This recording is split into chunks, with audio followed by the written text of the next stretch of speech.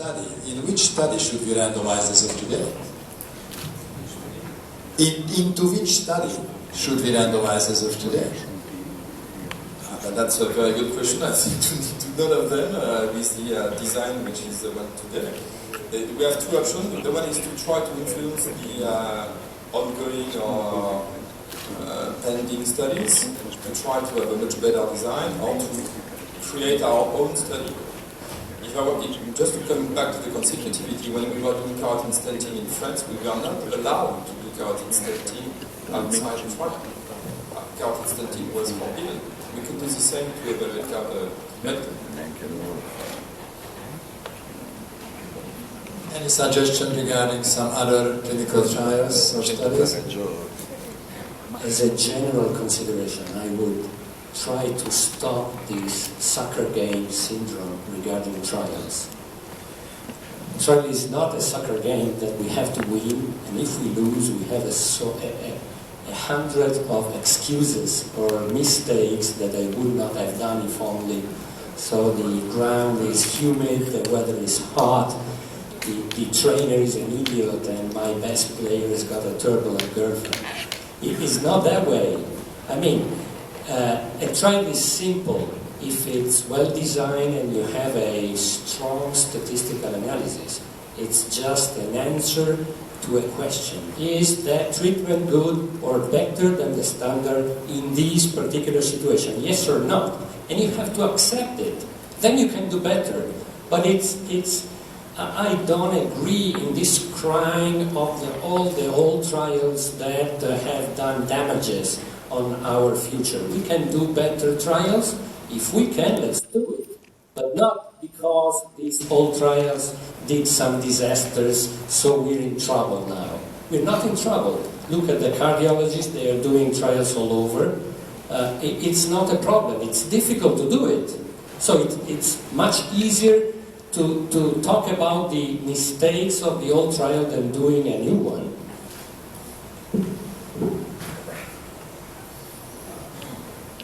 I would like to thank Dr. Fognara for predicting that the ROSCAT trial will be negative. I think, well, let me to disagree. Anyway, well, after this joke, of course, I would like to say that your idea of concentrate on patients treated with IV TPA, I think it is not, in my opinion, as a clinical neurologist, a good idea. In our clinical practice, we are attending patients every day with contraindications for IV TPA. And probably in this group of patients with anticoagulant treatment or with recent surgery or other contraindications for TPA, deny any reperfusion therapy will be worse than treat them with endovascular treatment. So the delta in this particular population may be even higher than in patients that received previously intravenous TPA. So I think that from a clinical point of view, we should consider to randomize in a clinical trial all those patients in whom we suspect that revascularization will be associated with that. So not excluding patients with ineligible for TPA, I think it's not a good idea. We have some questions from the audience, if you allow. I want to decide to Professor Hacker. I think also it's very important. This is our momentum. So it's our responsibility as interventional radiologists now to show that we make an efficacy treatment. And I also think intravenous treatment is better than most of us believe. We've seen so many bridging experience over the last years. We've seen more intravenous recanalization in major vessel occlusions than we had ever expected. So if we want to be better, we have to really consider the key inclusion criteria. And the one is the imaging criteria. And I want to ask Jens Fiedler to comment this. When is large too large? This is one major point. And the second point, I think, is the age. So intravenous thrombolysis works in patients which are elder than 80, but in endovascular approach, these patients have a worse outcome. So we should not include patients which are elder than 80 years.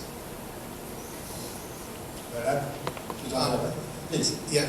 A comment to what Tony just said. You know, Anthony, doing one thing does not mean we have to leave the other thing. The only what I would disagree with is to put them in the same trial. We should be prepared, and the big centers should be prepared to have several trials in parallel, addressing different questions in different populations.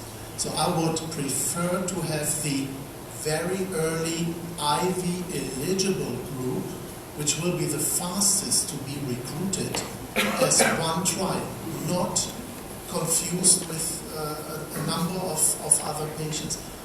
In addition, I would like to see the second trial that looks at IV RTPA ineligible patients for the reasons that we just heard, anticoagulation, recent surgery, and so on. Still, it will be not as frequent than the classical IV RTPA guy, but a center that is prepared to do the IV versus IV plus is also prepared to do the IV non-eligible. And we should be ready to make the protocols so similar that there is no confusion. There is only the difference in inclusion criteria. And when you start thinking of that, then it gets easy also to think of later coming patients and to include in the same center a paradigm in which you include, to be discussed which one, an imaging paradigm to select patients at a later time point. All centers can do that. Every center would be eligible for 3 trials, and the patient who comes in at the moment he enters the door, we know for which trial he would be eligible if, and that's the final word, if vessel occlusion is present. Period. Thank you. May I ask, yes, just very quickly answer, what is too big?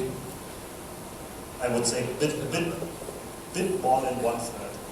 Aspect 7. Clear enough? Clear enough? Okay. Yeah. Phil? Christoph, I think you're just being a bit too pessimistic. I think we will soon have quite a lot of reasonable quality data, and ESMINT can think about putting forward its own plan for meta-analysis and work with the trials to do that, and we can try and address these issues about time to groin puncture, time from stroke onset to IV lysis, so that we can try and pick out the optimal group that you want to do a trial on and see what the difference is in the trial data sets. And we can publish that in advance and get agreement from the trials potentially to cooperate with that, and that can answer some of your concerns. So we would actually get the data on the optimal group. We have a comment from Professor Vargreen and then from the audience. Thank you. I think for the future there are a few very important points to consider when you are designing the trials. One is to include major artery occlusions, and secondly to have realistic sample size calculations, and thirdly to have blinded evaluations so that there is no sort of bias in terms of evaluation of the results. These are some major points, I think, for the science. When it comes to the effect of thrombolysis, I will just underline that the SITS registry has enormous amounts of data to evaluate the outcomes under different conditions, under different severity grades, whether it's occlusion from the beginning, and so on. So we can actually use this data for planning what you can expect from intravenous thrombolysis in different situations. Thank you. Okay, my question goes to Professor Hake and Professor Davros. Like, it's possible, the best opinion leaders in the neurovascular team. This is very simple. My question is no scientific. Do you believe in mechanical thrombectomy? Do you believe in mechanical thrombectomy? Honestly. For sure. Question Yes. again. Do you believe? 100%, yes, I believe. But I believe also in evidence-based medicine, and we have to demonstrate it before. I love It's a it. political answer, Antonio. No. No. Professor Hacke said he loves her. This is a very emotional answer, completely politically incorrect. So you must be satisfied. Much from the respect. I'm sorry, you know, in our country at least, that health authorities will not recognize and will not invest money in many centers, in comprehensive care centers to provide this type of treatment. You are lucky because in your hospital you have this option, and me too, but this is not the general policy. Wait. Okay. I have a dream. Why I can to my dream is be over this jungle of trials. My ask is why I can stop all this trial and decide one single trial where everybody of the very high important or very strong interventional radiologists working in the arm of the mechanical thrombectomy, etc., and the control arm. A lot of hospitals we don't have interventional radiology in Europe. We can have a single history, and in 1 year we have a very strong very strong idea to give answer of all these questions. I'm sure Niels wants to answer that question. Yes, that is essentially the six-open design, as I understand it, because we are comparing results in very experienced active thrombectomy centers, the best results in Europe, and with control centers that have very good records of intravenous thrombolysis and no access to thrombectomy, so it's not an ethical problem. Definitely, the six-open study can recruit the 600 patients in about 1 year's time, and maybe be advisory for coming on randomized trials. Yeah, I think that is possible. But now 13 open trials. Well, I would like to comment on that as well, and also on the idea to do a joint analysis of the ongoing trials. Starting with the second point, you may have heard about the VISTA data repository. That has data from multiple randomized clinical trials. Ken Lees is in charge of it, and we have several VISTA divisions, and we just opened the VISTA Endo. So we will collect endovascular therapy trial, and in this case, for the first time, both arms. Up to now, we only took the control arms. For Endo, we will take the active and the other arms. Having said that, what we have to do, and I invite ESMINT to come up with proposals and ideas. We cannot take all the data from those trials blindly and use them all as if they were of the same quality. We have to have a filter which tells us what is the quality of data that we want into such an analysis. And we will define that a priori before we know the results of the trials. It's a little bit like the joint analysis of the 3 hemicraniectomy trials, where Peter Rothwell did a new study design, and that decided which patient from which trial could be entered. So we have to take care of, for example, not including people 85 years old started treatment after 13 hours. So they should not be in this joint analysis. So this is an offer from VISTA and from VISTA Endo to work together with ESMINT. But we have to be very quick. We cannot do that after we have the trial results of the individual trials available. The second thing that I wanted to say, and it is also written in an editorial that Tony Furlan and I did for the International Journal of Stroke. All active trials right now should contact their DSMBs and ask their DSMBs to look for futility by now. Because it is also unethical to further randomize patients into trials that are bound to fail. This is something that an ethical committee or DSMB is also responsible for. And the last thing towards your question and your answer, goes a little bit into the idea of cluster randomized trials, and this is also something that we need to discuss. But I'm happy to see what's going on. The only thing that I predict is you will have to enlarge your sample size. Well, we have a pretty solid basis for our sample size calculation I mentioned, but because we have calculated all of the IV results and also what we can expect from the interventions. But we also have in the design, after recruitment of 400 patients of the 600, we have an interim analysis planned to see that if there is still a need that we have a too small sample size, we can expand it. So that is in the decision here. The last question from the auditorium by René Chapeau. I'm sure it's going to be very emotional. Thank you for all these interesting topics and comments. I would like to absolutely agree that randomized control trials have to be done. I'm not sure that we're able to do them now. We're living in an ideal world. We may have dreams. We all have dreams, but I don't think that the requirements are given in most places to be able to act as rapidly as we should do. What did we learn within the last years? We learned that since stent retriever are available, we're not only able to produce good images, what we did in the past, but also to have patients that do fine. So this is one step. But between having recognition and patient doing fine, it means that it works very rapidly.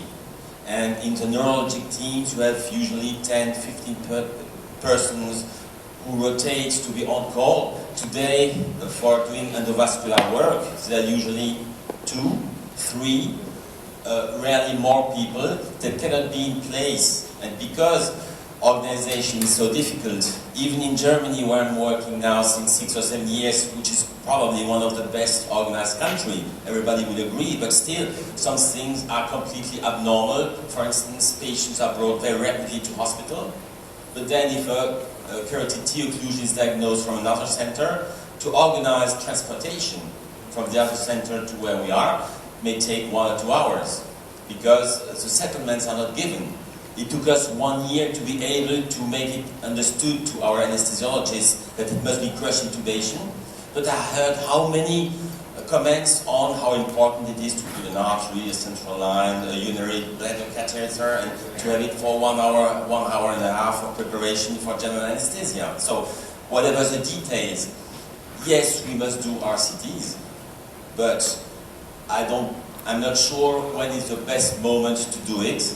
And I fear, like Christophe and that many of the studies won't be positive because we're not able today to be well enough organized. Just look at our goal should be to be like firemen. Firemen have got a car with a specific color. They have some specific light on it. They don't have stairs to wait 5 seconds. And usually patients they don't have patients that die. They may, but it's just to stop a fire. And yes, I stop. But obviously we are far away from this. And another point, which also I have many concerns, is the predictability of results. We're doing a lot of procedures. Obviously, predictive factors is something which is difficult, and today when I start a procedure, I don't know which patient is going to do fine or not. I won't comment taste because there are many mistakes. Thank you very much. We have a post-last question from there.